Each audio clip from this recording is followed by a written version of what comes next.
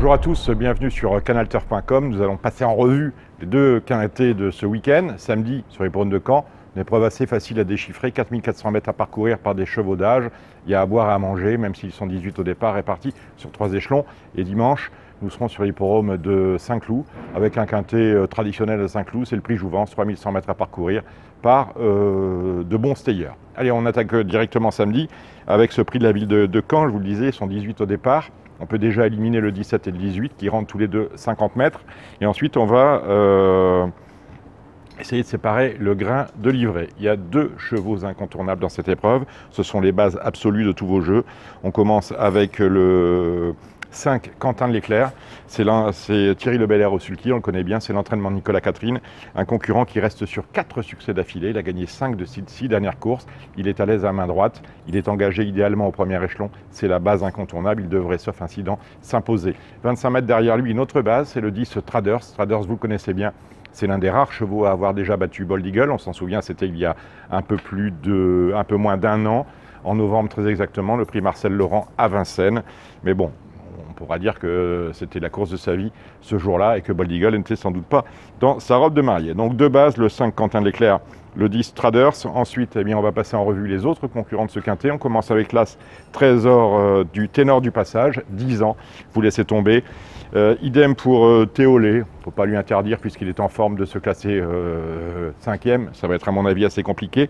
Attention au Fort de Mire, c'est l'entraînement de Christian Bijon, c'est ni Charles ni Christian au sulky, c'est Monsieur Boudet, mais il peut éventuellement accrocher un accessite à Bellecote. On laisse tomber le 4 Vaisseau, on laisse tomber le 6 Célina Polka, une jument qu'on connaît bien, les classiques sous la selle, mais là on est trop attelé, ça va être compliqué.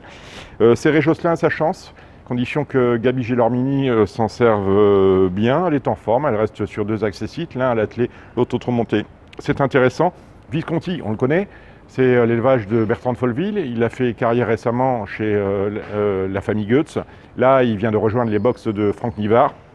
C'est un peu l'X de l'épreuve, en valeur pure. S'il retrouve un peu de fraîcheur, il a le droit d'entrer dans le quintet. Ensuite, on passe aux chevaux qui sont aux 4425 mètres. Annette Dumirel, pourquoi pas, avec David Thomas, c'est l'entraînement d'Ander Sulliquist. Elle est déférée des 4 pieds, ça ne lui était pas arrivé de façon récente, donc c'est une chance. Bolly Jenny Liu, c'est une rentrée, il faudra le revoir. Laissons tomber également Vrai Voyou. Attention à Aliénor de Gaudrel, voilà, c'est peut-être la 3e chance de la course, au même titre que le 15 Uniflosa Bella et que le 16 Val-Royal. Donc on a un peu fait le tour, le 5 Quentin de l'Éclair, le 10 Traders, le 14 Aliénor de Gaudrel, le 15 Uniflosa Bella, le 16 Val-Royal. On retient également le 8 Visconti, et je ne vous ai pas parlé d'un concurrent qui peut éventuellement faire un petit truc. On ne peut pas lui interdire là encore d'être 5e, c'est Orientors qui portera le numéro 13. On va parler maintenant du prix de Jouvence qui a lieu sur l'hippodrome de Saint-Cloud. Ils sont 16 concurrents âgés de 4 ans et plus sur la distance de 3100 mètres. Nous sommes à Saint-Cloud. Saint-Cloud où le terrain devrait être très souple, voire lourd, car même s'il fait encore beau ce vendredi sur la région parisienne, on annonce beaucoup d'eau et samedi et dimanche. Deux bases absolues dans ce quintet, Libello, un bon cheval de 4 ans qui a remporté 4 courses cette année, il en a couru 6, donc c'est pas mal. Il est pris bien évidemment au poids qui doit être le sien au vu de la qualité qu'il a montré des courses précédentes, mais c'est une toute première chance. On retient également, on n'anticipe pas l'étendue du terrain, on retient également Libello, il faut que je vous donne son numéro puisque c'est la base absolue, c'est le 9. Nous retenons également le numéro 5, Ayakan. Alors Ayakan, on le connaît bien lui aussi, un adepte des pistes très lourdes, c'est une très belle chance, un concurrent qui sera monté par Christophe Soumillon et qui n'a que peu failli cette année. Il a couru 5 fois, il a gagné une course, pour le reste il a toujours pris une allocation.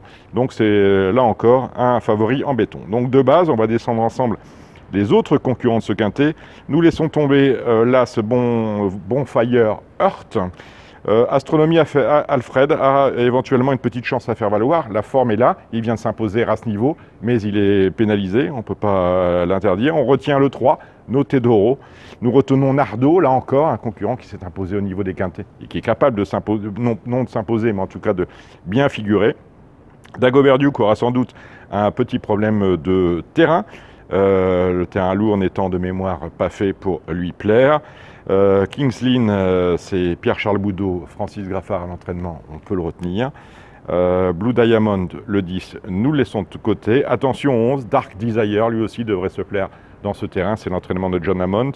On retient également le 12, Attention Adventure, c'est compliqué à dire, mais c'est comme ça. Olive Daguenet a lui aussi une belle chance, même il vient de s'imposer, et même s'il vient de s'imposer et qu'il est évidemment pénalisé au poids.